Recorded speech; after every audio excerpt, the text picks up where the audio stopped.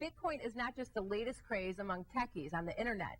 The anonymous, decentralized currency is making waves in the virtual world, and that momentum is spreading. The unregulated currency is becoming so popular, the U.S. Senate held 2 hearings on the subject just last week. But what is it? Am I going to have room for a big appeal? Probably 2 weeks ago, if you asked if I was going to accept Bitcoin here, I'd be like, what? But now Bitcoin is the latest thing on the menu at Felino's in Shelburne. Likely the first and only business in Vermont. So it's 0.0307 Bitcoin. Accepting the virtual currency. So he just scans the QR code. That got added to my account. In exchange for a pie. And I just put, we accept Bitcoin here. The first 5 people that walked in had to make a comment about it. Someone's like, no, you don't really accept Bitcoin, do you? And others were like, what is it? So really, what is it? It's an anonymous, decentralized currency that allows you to make transactions across the internet with virtually anyone. It's universal. There's no banks. It's consumer to consumer, and it exists solely on the internet. The symbol for Bitcoin looks like it's straight out of a Nintendo game. It's a little bit like real money in that you can spend it, save it, and you have to keep it in a wallet. This is what a wallet address looks like. It's a long, random string of gibberish, basically. It's a unique identifier of a wallet. Your wallet looks a lot like an online bank account. If you want to buy something with your Bitcoin, simply transfer the BTC from your wallet to another one. It's a very similar process to using your credit card online. You add something to a proverbial cart and you check out and you pay with Bitcoins, just like you would a credit card. Its value lies in the math behind it. It's a series of checks and balances known as mining. Mining is the act of verifying transactions. Mining is done by your computer and some special hardware, solving advanced algorithms to verify transactions and to make sure Bitcoin isn't being double spent. But you don't need to mine to own. A simple Google search pulls up a long list of options. It's easy to buy in and put real cash behind your account. Once you've got it, you can use your Bitcoin on websites like WordPress, Reddit, and OkCupid. There's even a Bitcoin ATM in Vancouver. It's perfectly legitimate. People are using it across the world right now. It's relatively straightforward to use. Bitcoin has become so popular, it's actually losing some of its anonymity. You can log on to websites like Local Bitcoins, type in your location, and meet someone in person, like Henry here. Hi, Henry. Hi, Bridget. And swap money for Bitcoin. And within seconds, it shows up in your virtual wallet. You can see I've got $20 worth now. So I'm curious, how many of you have actually heard of Bitcoin? Okay, about half of you. Although Allison Kingsley's students may have heard of it, Does anyone own Bitcoin? none of them actually own it.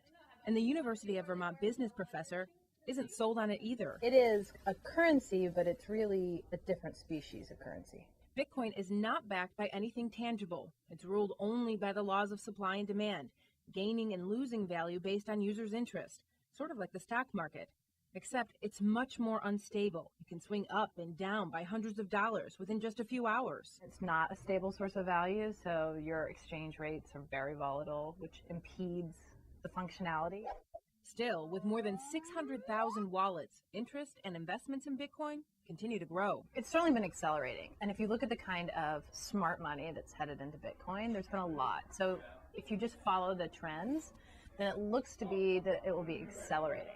Now, interestingly enough, Kingsley says Bitcoin could take off in Vermont because it could help bring in more Canadian tourists who wouldn't have to convert their money to dollars for a visit. But here's the catch. I knew you knew there was one coming. As Bitcoin becomes increasingly popular, the government is becoming increasingly interested and is more likely to become involved and to try and regulate that currency. But again, as I said, the Senate just had a couple of hearings on this last week in Washington, and they were very positive on surprising a lot of Bitcoin users out there. They haven't come up with any way to regulate it, though, just yet. Bitcoin is anonymous, decentralized, and not regulated by the government. That's what makes it so appealing to users and dealers. Imagine logging on to an Amazon-like marketplace, only instead of household items and shoes, you can buy heroin, meth, and pretty much any other drug you can think of, and then have it sent right to your door. Your Honor, this is Mr. Hammer before the court. This is Sid Hammer. What is your plea to the charge? No contest. A 20-year-old UVM student convicted after police found LSD and ecstasy in his campus apartment.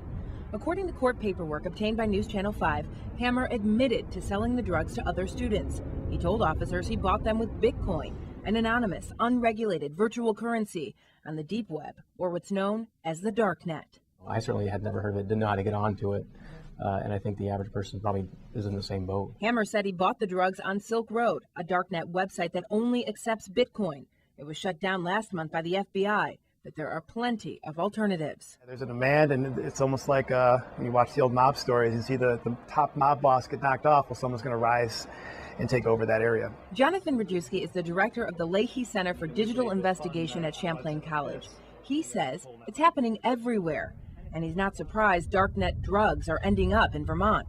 University of Vermont Police Chief Leanne Toomey agrees. I'm sure that every college campus is, experiencing this, and probably every high school student. I don't think that this particular student came here and got this education on these illegal activities here at the university. So we got onto the darknet to see what's out there for ourselves. It's not exactly easy. We needed a little help from a user who asked to remain anonymous.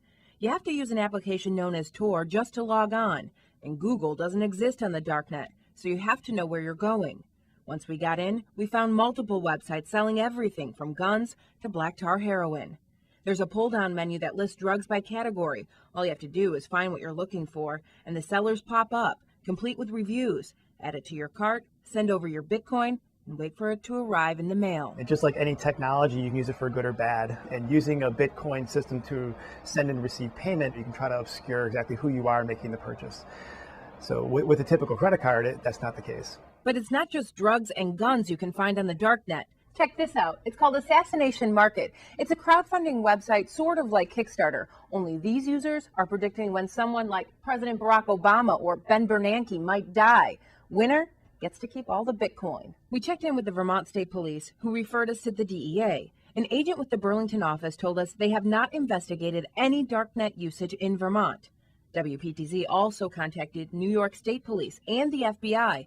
Both agencies said they could not discuss ongoing investigation, even to say generally if they were investigating any darknet or Bitcoin-related cases. We'll try to educate ourselves a little bit more, pay a little bit more attention, but, the dark side of the net is called the dark side for a reason.